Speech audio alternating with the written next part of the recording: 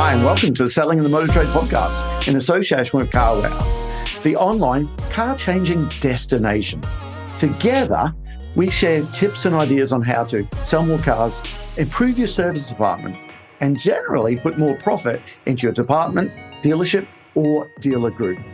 I'm your host, Simon Bowkett, or some of you might already know me as Skippy.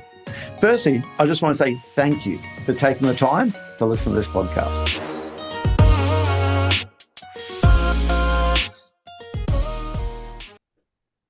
Hi, and welcome to another episode of Selling in the Motor Trade. Today, I'm joined by Phil Williams. Now, Phil Williams is the CEO of Direct Affinity CX, and they do lots of work with our sponsors, CarWow. And we were talking about what they do with CarWow, and the conversation happened about customer experience in the motor trade. And we thought, hold on, we've got to get Phil in here and talk about the whole motor trade, customer experience, and that's what we're going to do today. So welcome aboard, Phil. Thanks, Simon. Good morning to you. Listen, before we get into it, for people who don't know you, can you tell us a little bit about your background and how you started off in the motor trade? Were you a car salesperson? Did you come up that route? No, do you know what? Interestingly, Simon, I've never actually worked in the motor trade. I've only worked providing services to the motor trade. So, God, I go back to before Noah built his ark. So 37 years. 37 years I've been providing services now. Late 80s, started with a company called HFC. Right. Those who were around at the time will know HFC. They actually brought out one of the very early 5-year HP deals on used cars. So that was a good time where we could go out there and get that product sold. That was well received in the marketplace. It's kind of like, wow, 5 whole years. You know, and it was, 5 years and the car been age 9 at the end of the agreement. It just wasn't heard of at the time. Yeah. So that was really well received by the trade. And so that was my introduction to the motor trade back in 88, 89. I then moved on from there in early 1990s. I went to work for a company called Welcome Finance. Okay. Now, I don't even know Welcome, Simon. They were very much a subprime finance company, and the job with them from the mid-90s onwards, I actually took over their national sales force of motor finance. So we had 80 people from Aberdeen right down to Plymouth, 80 different people doing disparate things, different ways of selling into the trade. And what we did, we looked at the product, we looked at the process that the guys had, and actually then we helped the dealers with subprime finance. We were doing initially 25 million a month. We took it to 125 million in 3 years. From a CX point of view, mixed messages on that one, because the rates weren't cheap. With the APIs, the APRs were not cheap, but we were giving people who would not have got access to finance the opportunity to go and buy a car, which was good. And then in Christmas 1999, I'd always felt that I wanted a seat on the board at Welcome, and it was false promises, false promises, false promises. And in December 1999, I came home and I said to my wife, I'll put my ticket in. She goes, right, what are you going to do? Just before Christmas? No. Just 2 days before Christmas. Okay. I said, what are you going to do? I said, I have no idea. I've just had enough. Anyway, with my wife's advice, by the time it came to January the 6th, I'd let them talk me out of it. And I went back working for them for another 6 months until I set my own business up. And that's when I set my own business up, Simon, back in 1999. I set my own finance brokerage up, a brokerage called Choice Finance. So still in finance at that point then? Absolutely. Yeah. Okay. You're providing the same services. So in essence, we became the middleman. Do you know what? I set it up. There's myself, my wife, a fax machine above a tattoo shop in Runcorn. Right. That's how the business started. And within 7 or 8 years, we actually grew to be the largest provider of subprime motor finance in the UK. So we were dealing with, the customers of the day, the car crafts, as it was then. Yeah. Nolan Darren. Darren, yeah. Before they went on to develop We Buy a Car. They did, yeah, absolutely. What happened to the actual used car business side of business? Well, Carcraft. well, a It's lot of their sites turned into various things. Some actually, a couple of the sites are now owned at our supermarkets still, yeah, okay, under different ownership. But a lot of it just got sold off to retail and to different businesses. So yeah, okay, yeah, there was a great. Do you know what? It was a great business. yeah. Uh, but yeah, so dealing there, Carcraft, Reg Vardy, as was at the time. Reg Vardy, all the names. We're All the showing good our old, age now. yeah, I am showing my age, aren't I? We So, both are. We definitely so both are. yeah, so that's the background. Did that up until 2008, Simon. Then everyone knows what happened in 2008. The credit crunch came in. Of Um, course. Yeah. we were the middleman. All the panel of lenders were all subprime, and really within the space of 3 to 4 weeks, Wow, that world stopped. it did stop. You know, we had. I don't mind saying we had 100 people working for us. We were doing 7 million a month in subprime finance, and then we got offered a funding line of 250,000, and you can't run your business on that. So Yeah. unfortunately, everything had to come to an end there, and that was really, really sad times, difficult times to have to do that. But there was no way back for subprime finance at that time. Yeah. I suppose lessons learned. We were a one-trick pony. Well, I suppose with subprime, that whole business has stopped. And again, people listen to us now with what's happening in the finance in the modern motor trade, and it's treating customers fairly, and it's that one rate, and Yeah, we have to stick to it. It's, I suppose, at different times, completely different world. yeah, they are different times, and there's a place for subprime finance. There's a place for non-prime finance, because customers need the choice. Customers need the option to go and buy those cars, and but yeah, it is a different world, and sometimes with the litigation and everything that we're seeing, and the ambulance chasing of the world, it's not a great time for the retailers at the moment either, and the finance companies either. So yeah, that's the background to it. And then from there, I suppose at that stage, we'd had a little call center operation within that business, Simon. And one of the things that we knew, and one of the things that I knew, was that the dealer world was not fantastic at, was keeping in touch with customers, providing that customer experience and all those touching points. They were my contacts. I knew the motor trade through the previous, what would it have been, the previous 12, 13 years or 14, 20 years even, if you go back to 88, of working there. So that's how we moved into doing what we're doing today. That's how Direct Affinity came about. Okay. I Most suppose, people, yeah, forgive my ignorance. I suppose I first come across you of almost like events and VIP events and making phone calls to get people into, and or almost, dare I say it, a competitor to the rhinos of the world and stuff like that. But that's how you started off. Is that fair to say? Oh, 100%. Yeah, it's the majority of our business for the first 4 or 5 years was providing in volume appointments for customers to go and buy cars.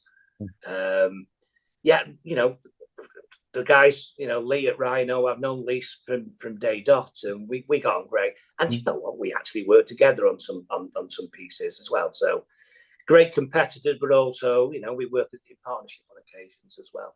But yeah, that's what the business was formed on. Impulse, or large volume, plate change events, new used car events, that type of thing, Sam, that we push people into.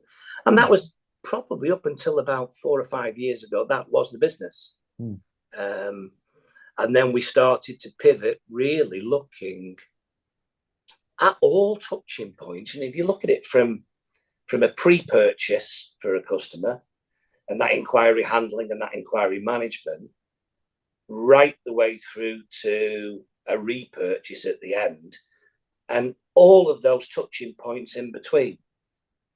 And that's where we now get involved as a business. And that's, I suppose, from a CX point of view, the areas where our expertise are. And hopefully with the amount that we've done, we can share a little bit of insight in terms of what works well and where there's areas for improvement. Well, let me start off by saying you work with lots of people in the motor trade, lots of successful dealers, and dare I say it, people who aren't that successful. In your opinion, what are the qualities that make stand out, the good from the great? When you go into a business, what are some of the character traits or qualities these businesses have? The people. I think it comes from the top, it comes from leadership, and they're a great place to work. And I think that's really important when it comes to customer experience as well. So if you're a great place to work and the people enjoy working for the company, then that comes across to the customer as well. And there's that oxymoron between what a manufacturer wants and what a retailer wants. Is it a lifetime value for a customer, or is it the profitability for today? And the great businesses do both. The great businesses, they get the selling processes right at the start, and they get the CX processes, the customer experience processes right, to ensure that they get that brand loyalty, the retention, and therefore that lifetime value of the customer as well. So it's the culture. More than anything else, it's the culture of the business that stands out. Yeah, I'm glad you said that, because so many times people talk about, can you be profitable and deliver great customer experience? And of course, you can do both. You have to do both, okay? And in fact, sometimes I see businesses where the profitability is not good because they're not looking after the people. That happens probably more often than not as well there. Yeah. But having said that, I don't believe you can buy good customer satisfaction. You can't just throw money at it. It's the unexpected tends to wow people with customer experience, doesn't it? Yeah, well, it's only unexpected, Simon, because we don't do it often enough. Customer experience really is about doing it right first time, on time, every time. It's the old philosophy, isn't it? But if you think about it let's take it from a service point of view, take it from a sales point of view. From a service point of view, if I'm bringing my car in for a service, it's difficult to wow. It needs doing. You're going to make me pay for something that I don't particularly want to do in the first place. So to get that wow factor on a customer service, it's that personal touch. It has to be that personal touch, and making sure that we do what we say we're going to do.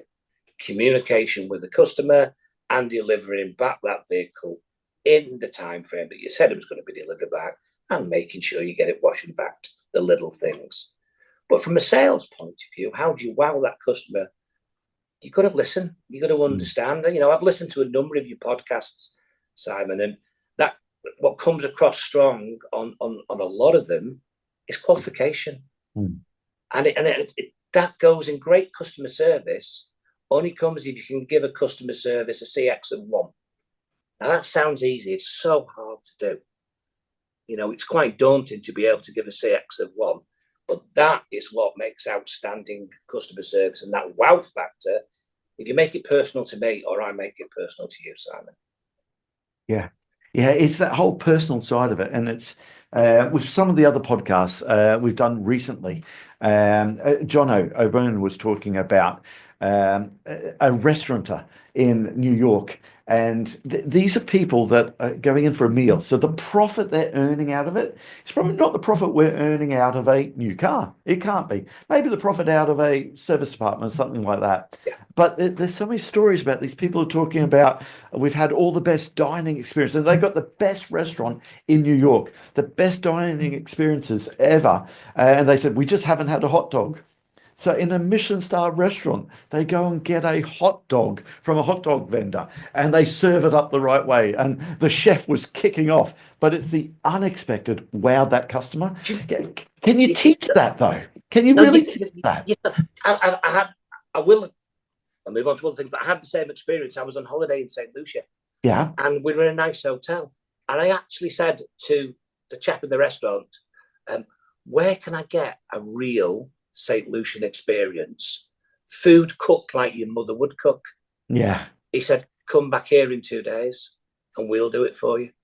Right. And we went back in and I had all of this Creole or wherever it was, the chefs thought we were mad. They were coming out the kitchen to have a look. But that is great customer service. It's And you fantastic.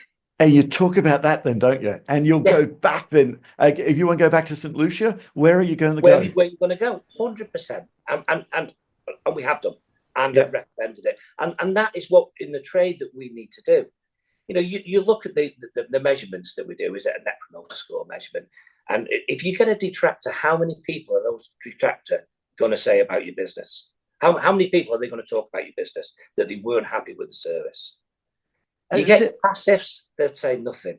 You get your true promoters, they might give it to one or two people, but you just got to stop that detractor and make sure you wow those people at the front end as well. You might remember a book written by Jan Carlson, Moments of Truth. Now, this is an old book now. Must have been written back in the, I'm guessing, early 80s. Okay. And this guy was the managing director of Scandinavian Air Services.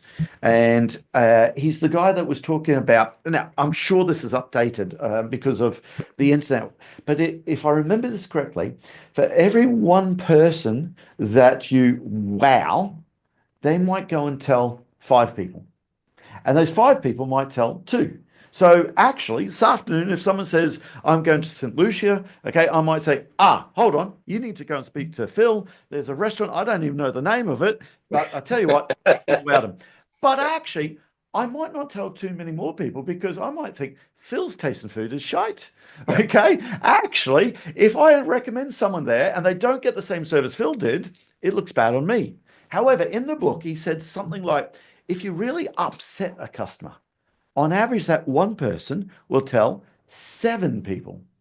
But then those 7 people will tell another 7. So every person you upset, there's 49 people that you're affecting. For every one person that you really wow, actually, at best, you're going to get to 10 people. Yeah. But that was pre-internet. You upset someone now, Phil. How many people can they actually tell? Yeah. It just goes so quickly, doesn't it? You know, the whole world knows straight away. Yeah. You know, and I think your analogy there, I think it's a really good one in terms, we're talking food. And I think food's a great analogy because my wife's a fan of Saturday Kitchen in the whole in the morning. And they do something on there and they cook a meal and it's one person's heaven and it's the other person's hell. Yeah.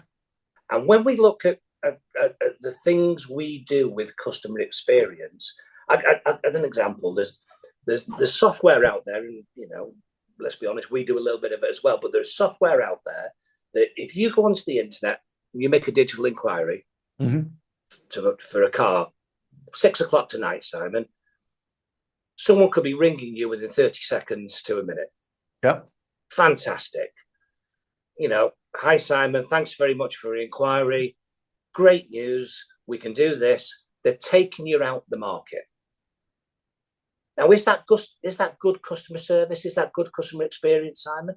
How would you feel if you made that digital inquiry and you get a phone call within 30 seconds to a minute? Yeah, there's companies out there. Well, actually, I'm going to challenge that. I think there's so many companies out there that are very good at making sure we get to the customer quickly. Yeah. So I think as an industry, we're ticking that box. The next bit we've got to do is we've got to get to the customer quickly with the right information. And the reason why I say that, Phil, is there's so many of these AI technologies out there, which they almost go into a loop. Now, Ben from NPEL will forgive me for saying this. I love their systems, their AI systems there, until they get confused. Yep. And I think it's the future, but actually sometimes they tend to go into a loop and they go back into, hey, thank you very much for the inquiry, but we're going to need a salesperson in the morning dealing with that. So I suppose there's 2 parts of it. I love the idea. In fact, I expect now to have my inquiry dealt with straight away. But now it's got to be the quality of how we deal with it. It has, Sam. And also in the way in which you want it to be dealt with as a customer.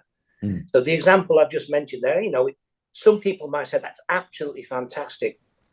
What speed of service, that's brilliant. Others might think that's a bit intrusive.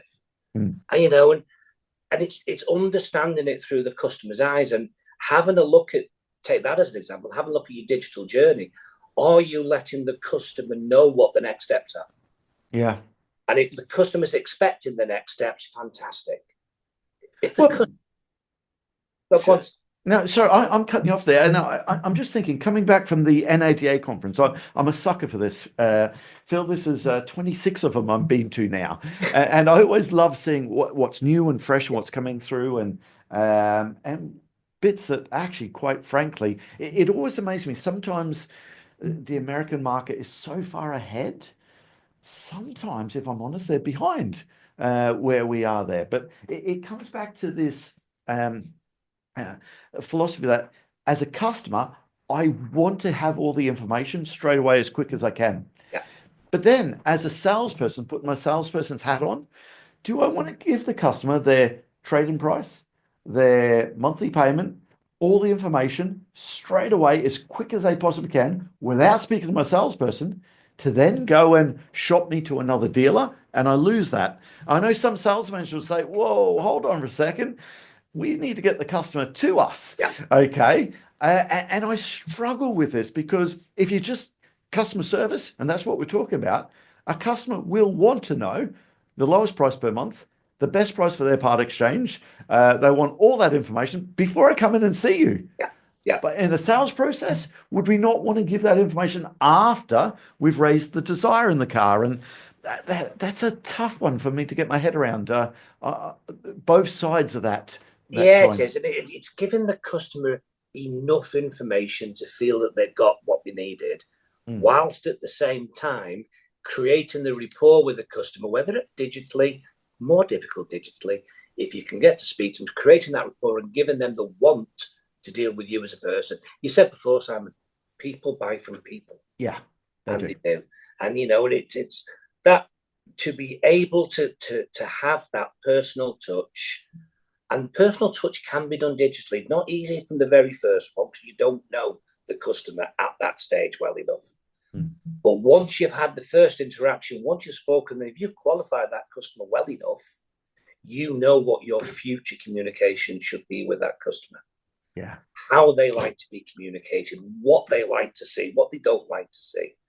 And then you just make sure, and that's that CX01 I keep talking about. But you're 100% right. You need to give them enough, but you want them, in an ideal world, face to face. Yeah. On our, we have a training program called Customers First Contact. And we always talk about going from that digital inquiry to the phone. It's earning the right to go from going to that phone to that face-to-face visit. Okay. It's earning the right to go to it. And also, part of our program, we talk about the customer's benefits for why picking up the phone.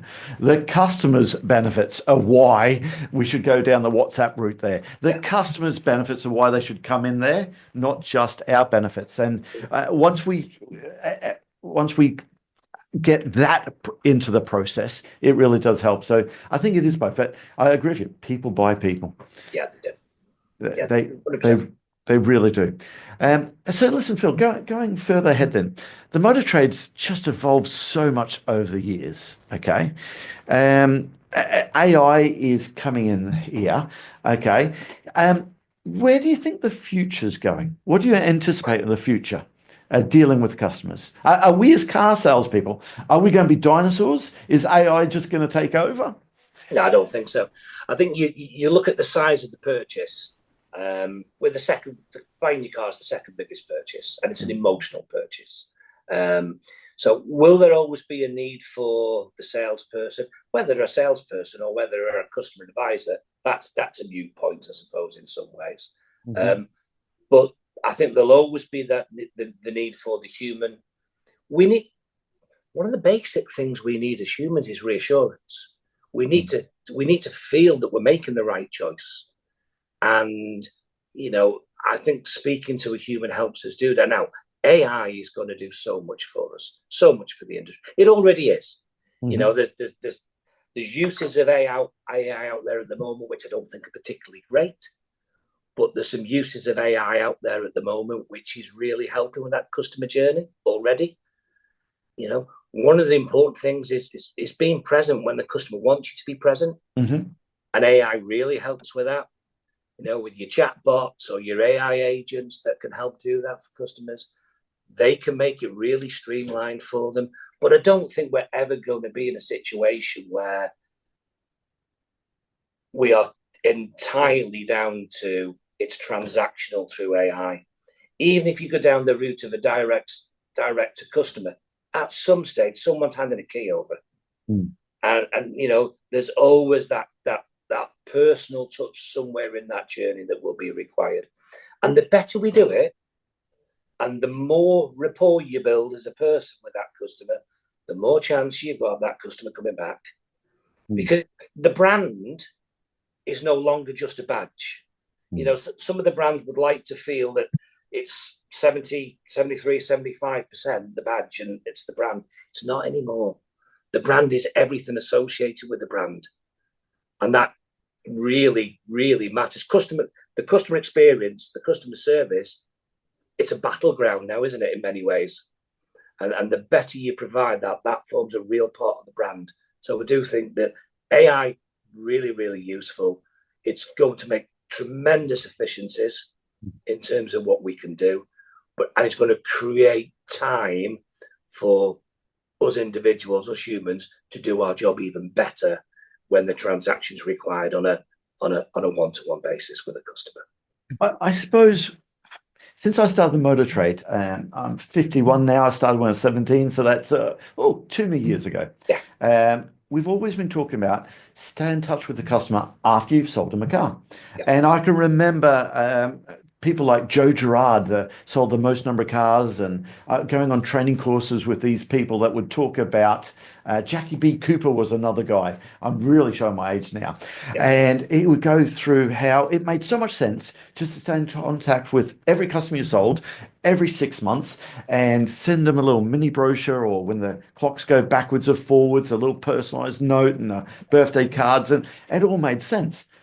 But I've got to say, I've never seen salespeople do it consistently, myself included. Yeah. Okay, because we as salespeople, we're interested in the deal, the now, and I think AI could be very good at keeping the customer warm, staying in touch with them throughout that process. There, I think that's where it could be absolutely brilliant. However, we still need to build in that personal phone call and getting salespeople to put that phone call in where they don't see a direct result at the end of it. I mean, I still think it needs to be blended, AI and the people. Yeah. I cannot agree with you anymore on that, Sam. And I think AI will do the job that we forget to do. Yeah. That the salesmen either forget or don't want to do. You know, why are they in the role as a salesman in the first place? Because they enjoy selling cars. Hmm. What do they not particularly enjoy doing? Prospecting. What do they not particularly enjoy doing? The grunge work that goes behind that. Now, AI can do a lot of that for you. But even within that, keep in touch over a 6-month, 12-month, 18-month, 2-year, 3-year period, it does need that phone call that comes in. Now, if it's not the salesperson, have a function within your business that does it, or have people within your business who are really comfortable who do it on behalf of other people. And if you've not got that, outsource this to someone who does it for a job. You know, but make sure that process is done by people who enjoy doing it.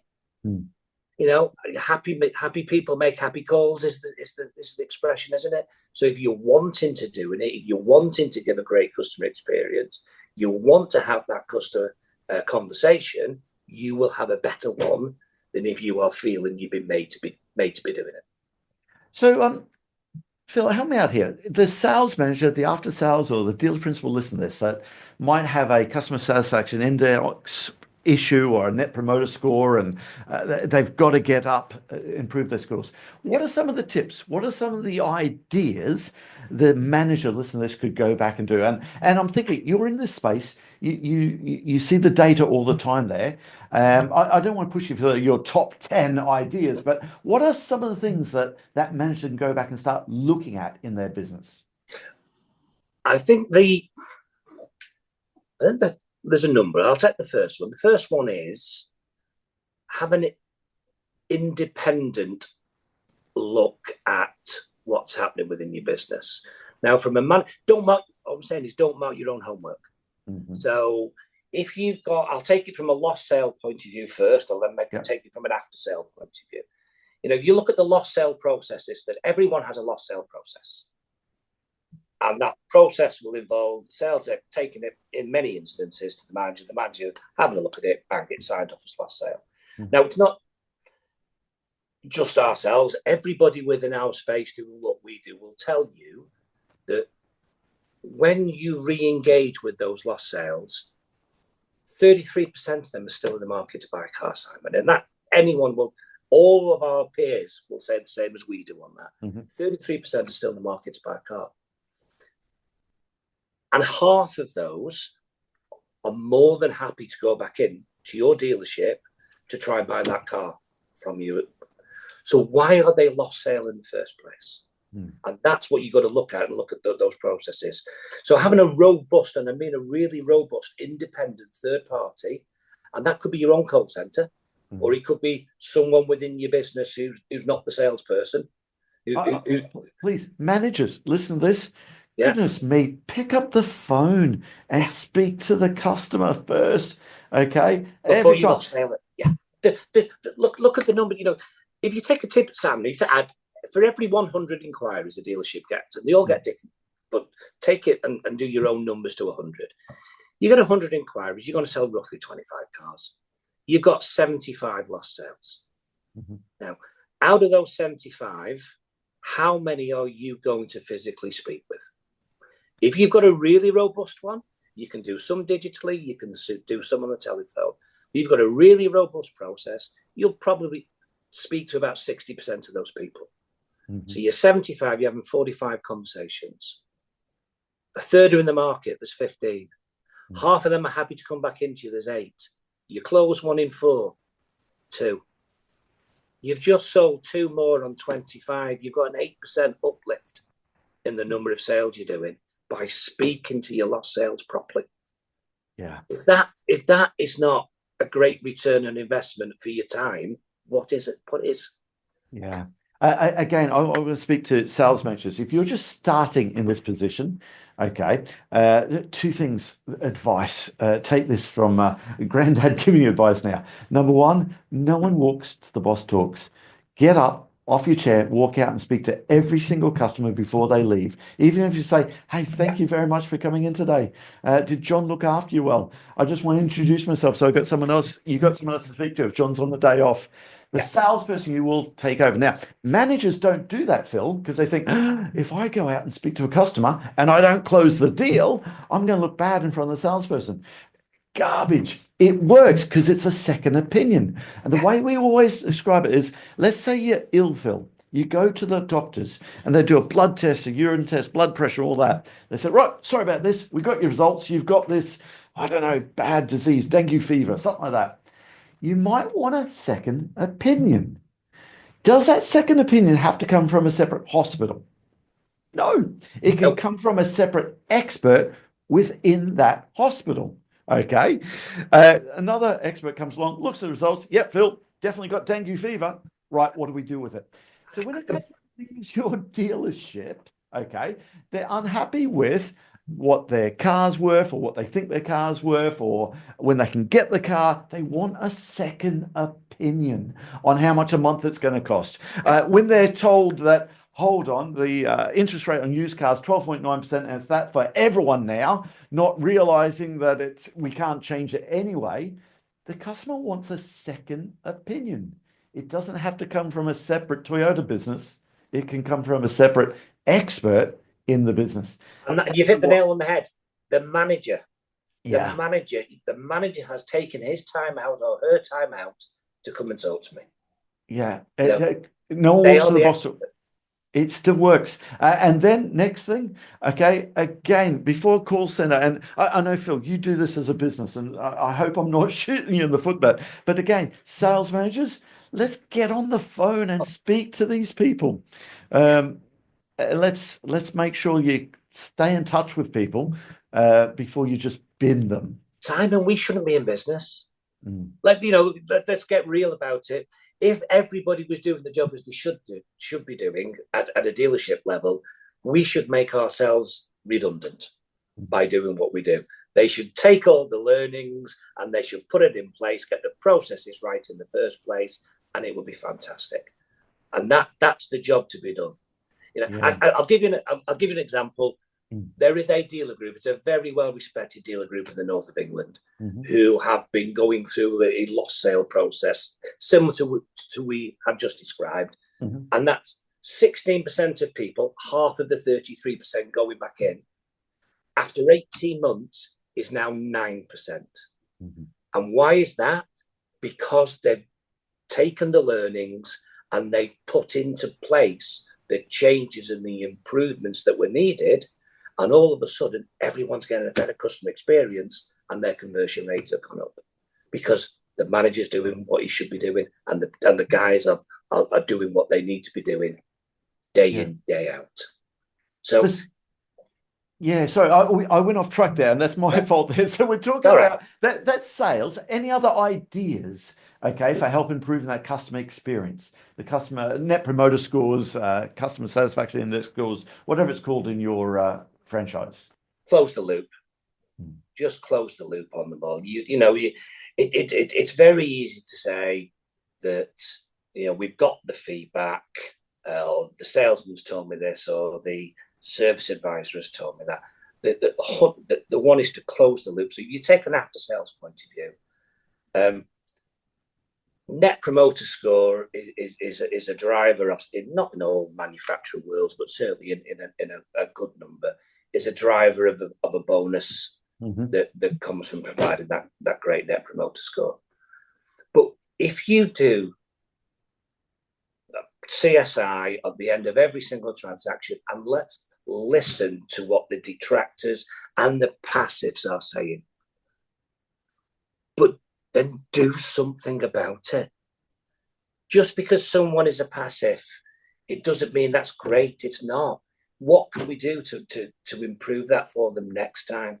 So if you're asking what I think the biggest tip would be from an after sales point of view and from a net promoter score point of view, is to close the loop on anything that's not a 9 and 10 out of 10 or a 5 out of 5. And get to those customers as soon as possible. Have that survey. The manufacturers are going to contact that customer, but before the manufacturer's survey lands, the after sales manager should know who's a passive, who's a promoter, and who's going to be a detractor, and take those learnings. AI is brilliant with it. You can take all the conversations in the world, you can take all the survey returns in the world, and now you've got AI. We can examine those and tell you what's happening within your business, individually and collectively. Bill, you're in this space, and this might be controversial, but I'm going to throw it out there. Are people sick of these tell us how we've done surveys?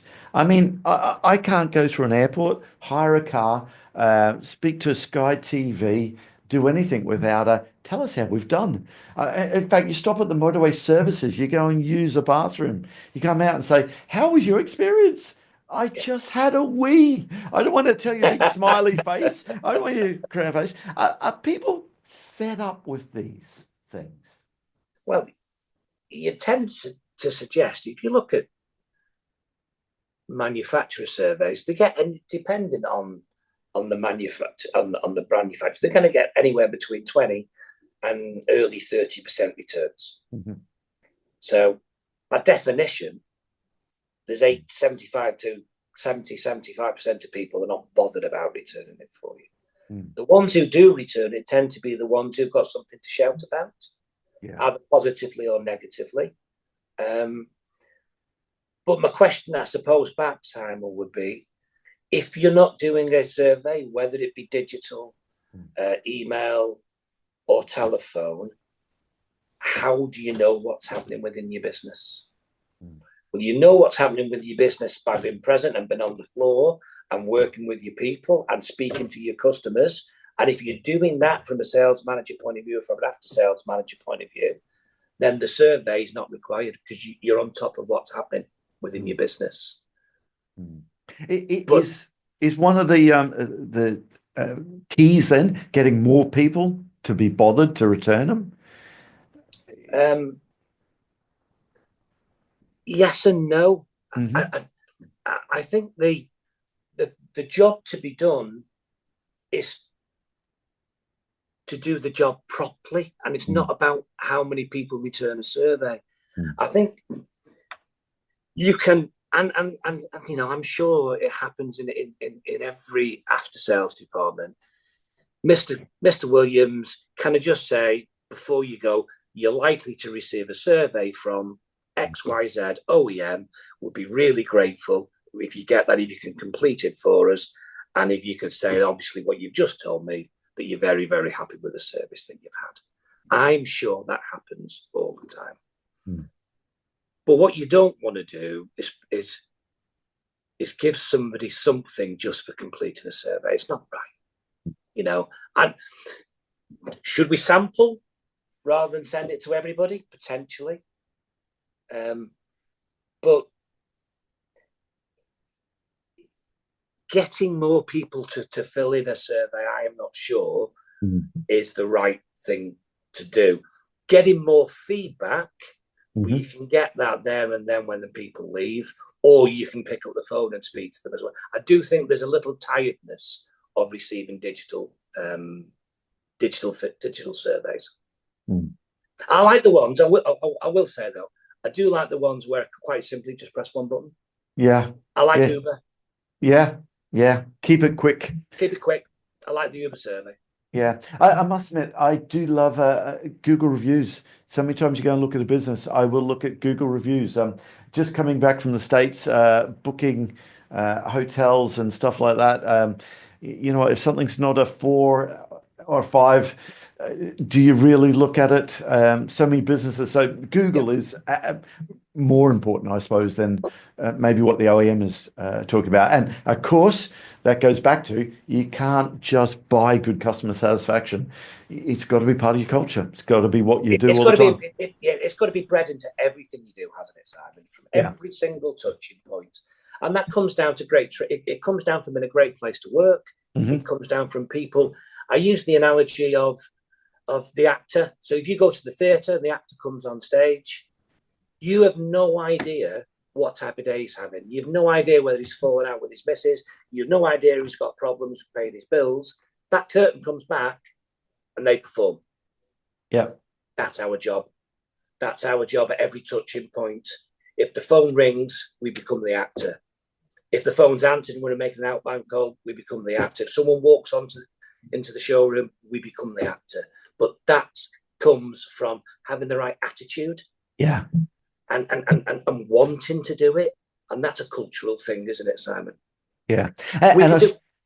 Sorry. No, I'm sorry. I was going changing slightly. I suppose with the sales model coming through, and there's lots of manufacturers are looking at it now. Having said that, when we're recording this now, Volkswagen has publicly said in Europe anyway that they're going to put it on ice indefinitely. JLR have said we're not doing it.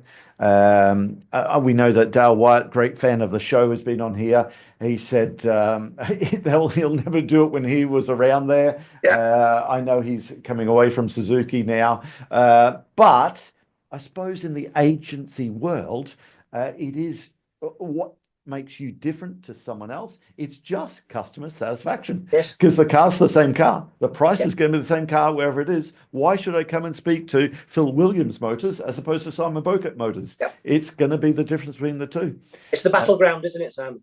The battleground becomes customer service in that world. It does. It really does. Okay. Can I ask you, are there any specific technologies that you really think is going to help shape the future motor trade? We've been talking about AI now, but of course, AI is such a huge subject on what artificial intelligence actually is. Any other technologies or specific AI technologies you think is going to really shape the future? I can talk in terms of things that I know exist at this moment. You know, there's a model being created that is predictive CSI and predictive CSAT. So it is by taking, if you're fortunate enough to be able to take large amounts of data, you can learn from that data. And if you then get the end feedback from a manufacturer in terms of what the final outcome was, you have the ability then to close the loop and predict what someone's customer satisfaction is going to be. I think predictive AI is the way forward in terms of predicting change dates, in predicting customer behavior, in predicting customer satisfaction. And I really do think that it's going to take a while, and it's going to take lots of learning to do that. If you look at the opportunity that dealers have to have a single view of a customer, you mentioned early doors in terms of all the different systems that customer will sit on. But if you can take all of those connections, have a single view of it, understand the customer, and then predict more accurately what their behavior is going to be, I think that will change how we go to market, change our communication to those customers. And we'll be doing it in a way in which they want to receive the communications, and then they're more likely to be receptive to coming back to you. AI is wonderful, but it's the use of it. It has to be a practical use, Simon. Are there any exciting developments or plans in the pipeline for Direct Affinity using some of this? Already using it, Simon, if I'm honest. Okay. So, that predictive CSAT model I'm talking about, it currently is 89% accurate. Now, it's not 100% accurate because humans change their mind. Yep. So that predictive is something that I'm sure other people are working on as well, Simon, not just ourselves. But we are working on that model that helps predict customer behaviour to ensure that we maximise every single business opportunity for that customer in their entire journey. And I've said it before, but from pre-purchase to repurchase, every touching point is an opportunity to maximise. And if you can get the AI to help you bring everything together to predict what that customer is going to want, then it's going to enable you to actually give them the right message at the right time and ensure that you get that retention, that renewal rate from that customer. Okay. And that's just one that we're working on at this moment in time. Okay. Well, listen, can I talk to you about keeping your staff? Because, listen, you mentioned you've got call center, you've got people employed, I believe, in Tenerife as well as the UK. Have I got that right? You have? Yeah. Yep. We've got two operations, one out in Tenerife and one based in Cheshire. How do you keep your people on the phones upbeat, on the phones all the time there? Because again, managers will be listening to this thinking, I can't get salespeople to either prospect or phone this customer to talk about CSI. You're doing it day in, day out. What have you learnt that might help a manager trying to get their team to do that? Understand what the individual wants. We do. If you take a contact center, obviously we've got two contact centers in there, Simon, and that can be a pretty mundane job at times. So it's quite difficult to be able to. You would think to be able to keep those people motivated, but if you understand what it is that motivates that individual, and it's not always money, but it's about a feeling of worth. It's about a feeling of doing a great job. It's about showing the impact of what they've done. And I keep using this closing the loop. If you get the feedback that their actions have caused the following to happen, and it's a positive feedback from our clients in terms of what's happened as a direct result of what we've done.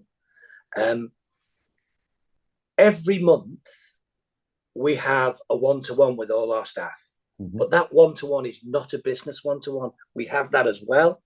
We have a one-to-one with our staff, which is just a well-being one, and we talk to them about them. And we talk to them about them as a person and what can we do to help them as a person, in their job, and if there's anything we can do outside of it, we do it as well. I don't know if you've seen, Simon, we've recently, I'm really, really proud of actually, we've just got a great place to work accreditation, both Yeah. in the UK and in Spain as well. I see that 96%. Is that right? Have I got that figure right? You have 96% of the people answer the question, is this a great place to work? Yes, it is. And national average is 54. 53. 53. Okay, 53%. That shocked me actually. The 53, only 53% of people think the place they work for is a great place to work. Yeah. So but we go to work to do a job and to earn some money in the main. If you can go to work and really enjoy it, think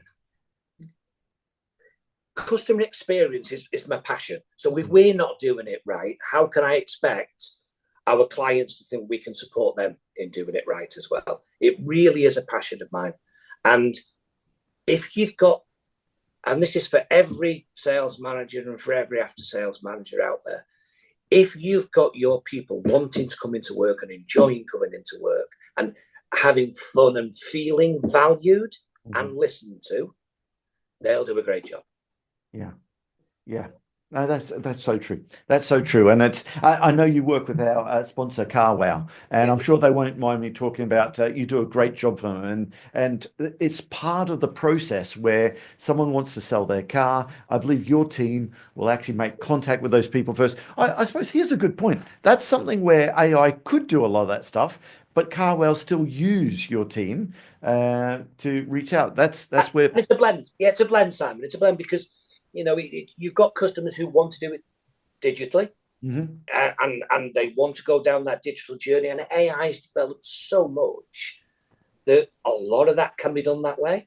It's fantastic, but there are still times where AI can't do everything that's needed, and therefore you have those conversations with the customer to understand, maybe to get a little bit more information, maybe to price negotiate where required. So yeah, there's a combination. And I think, don't get me wrong, I'm sure more and more in the whole environment of the motor trade will try and move towards AI and digital wherever possible, as long as it's what the customer wants. It's the right thing to do. The second it's not what the customer wants, it's the wrong thing to do. Yeah, I'm sure AI will replace some jobs. And you just got to go and type in to Google AI replacing jobs, and you'll have lists and lists of people coming up saying it's doomsday is coming there. But actually, I think it'll just make our jobs more efficient. Okay, and we do better with it. I definitely think there's going to be the plan there. Can I ask you, managing your staff then, because you've got lots of people, what are some of your non-negotiables that you expect from your staff? Attitude. It's from a point of view, we work on the three basics of knowledge, skills, and attitude. We can train knowledge, we can train skills, but the attitude comes from within, inward and outward. The inward attitude is that want and that desire to provide a great service. The outward attitude is that playing the actor and demonstrating it in terms of the conversations that we have. But the non-negotiables are putting the customer first, listening to what the customer wants. And it's not about what we want. And that goes not just from the end user's customer, but our customers, the dealerships, putting them first. And then on behalf of them, putting their customers first as well. So non-negotiables, have a great attitude when you come to work. Make sure you smile. Make sure you're using that customer's name. Make sure they feel when they leave that conversation that they've had a great conversation, and you make them feel better when they leave than when they started the call. Okay. So again, I want you to put yourself then into your customer shoes, the dealer group, the dealership. What advice would you give to dealers or managers for that matter to focus on in their business between now and the next 5 years? I don't want to sound like a broken record, but I'm going to. It's the advice is, how can I make this a great place to work? How can I make my people want to give the best possible customer experience to their customers? And how can I make that customer experience a customer experience of one? And that's the advice I would give. Listen to your staff, listen to the team, make sure that you are following. These are the basics, Simon, but there's no silver bullet. Yeah. And the basics are, make sure you're all aiming for the same thing. And don't walk past underperformance, and don't walk past poor customer experience. Train, retrain, but make sure you don't allow it to happen culturally within your business. They are the fundamental basics, but that's what great teams run on. Okay, listen, I've really enjoyed that. And one final question then. What motivates you or inspires you to continue working in the motor trade, the motor industry? And because there's so many other industries that what you do, you could go into. What is about the motor trade? And I suppose asking, what's your personal aspirations for the future of Direct Affinity CX? I'll ask both. I'll try and answer both for you, Sam. In terms of what motivates me to want to continue to work with the motor trade. Oh, it's fantastic. There are so many challenges. Every day is a different day. And it's a fast-paced, evolving sector that we're working in. That's what motivates me. Do you know what? It's so resilient. You look at the rubbish that's been thrown at the motor trade over the last 5 years, continues to get thrown at. We dust ourselves down, we bounce back and we go again. And I think that's fantastic. Aspirations for Direct Affinity. We want to be that market leader, that trusted partner to the trade that says, trust us, we will handle whatever, not outsource everything to us, because that's not what we're about. It's almost like being a fractional business process outsource. Do what you do well in-house. The things that you can't get to or you feel an expert would do better, let's work together in partnership to do it. And that's what we want to do. We want to continue to grow our footprint within the OEM world. We want to continue to grow our footprint. We deal with 40% of the top 50 in the AM at the moment. We want to deal with 100% of the top 100. It's not going to happen, but that's what we'd like to do. Bill, I really appreciate that. How do people get hold of you? What's the easiest way for people to get hold of you? The easiest way is the website, obviously, I would think directaffinitycx.com. If anybody, I am more than happy to put my personal mobile on here, if that's okay with you, Sam. No, you fire away, sir. People right, can, so if they go for a jog or driving. If you're driving, don't write this down. Personal mobile is 07595 594 211. And you know what? I'd love to hear from anybody in the trade, good, bad, indifferent. But please do be in touch. You know, it's we can always learn from each other, if nothing else, as well. Perfect. Phil, thanks again. Really appreciate it. Simon, thanks for your time. Take care. That just leaves me to say that all details of this episode and other episodes on the selling in the motor trade can be found on our website, symcotraining.co.uk. Go there to get a copy of our book, Words That Sell Cars. Go there to sign up to a free trial of our Sales Fitness online sales training program. Easiest way to get hold of me is Simon Bowkett through LinkedIn. Thank you.